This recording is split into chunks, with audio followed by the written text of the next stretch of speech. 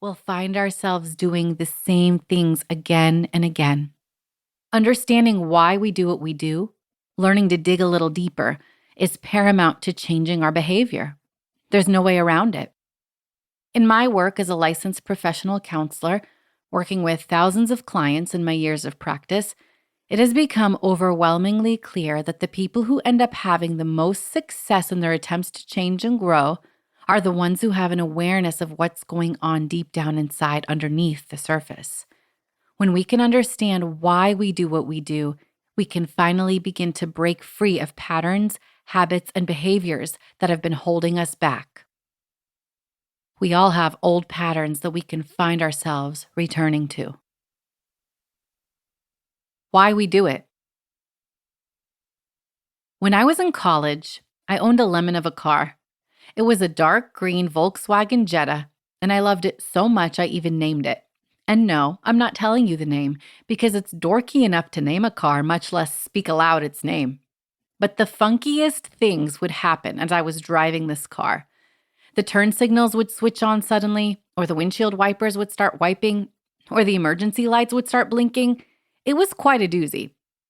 One freezing cold December morning, I was in a rush to get to finals. I had hit the snooze button one too many times and was a little late getting ready that morning. I ran down the stairs and out of the building to the parking lot, pulled out my car key, and frantically put it into the door lock.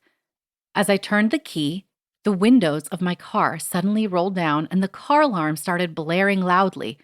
To make matters worse, when I pulled the keys out of the lock, the entire lock cylinder came out of the car door and was stuck to my key.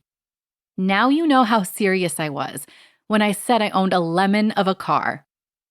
There I was, in the middle of a freezing cold parking lot, trying to get the lock cylinder off my key so I could start the car and drive to my final exams. Needless to say, I ended up driving to my finals that morning in 16-degree weather with all 4 windows rolled down and my car alarm blaring the whole way there. This whole situation was a hot, actually freezing cold mess. But here's the thing about my lemon of a car. I was smart enough to know that duct taping the windows, supergluing the windshield wipers, and muffling the car alarm wouldn't be the ultimate fix my car needed. Superficially changing those external issues wouldn't get to the root of the problem. I had to figure out what was going on underneath the surface if I actually wanted to turn my lemon into lemonade. After having had enough of these funky incidents, I ended up taking my car to the shop. Turns out, my car wasn't born a lemon. Some crossed electrical wires were causing all of the mishaps. You see, a few months before that, I'd asked a friend of mine to install a new stereo system for me, and it turned out he didn't really know what he was doing. He crossed some wires in the process, which eventually led to all the crazy malfunctions. I don't know about you, but I can relate to some of that in my own life. Have you ever just tried and tried and tried to change, to do something different, to get something right, to do something better, and you just couldn't seem to do it? After a while, you start to think you're the problem. You're the lemon. You start wondering if there is something seriously wrong with you. Why can't you just do this one thing? Why do you feel so stuck? Maybe there's a reason. Maybe underneath the surface, we'll find that there are some wires crossed.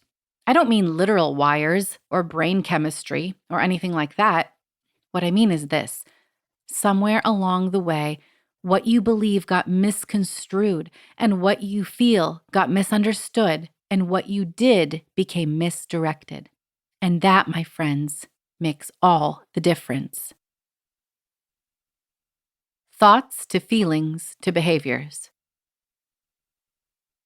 Most people go about their lives unaware of this life-changing truth.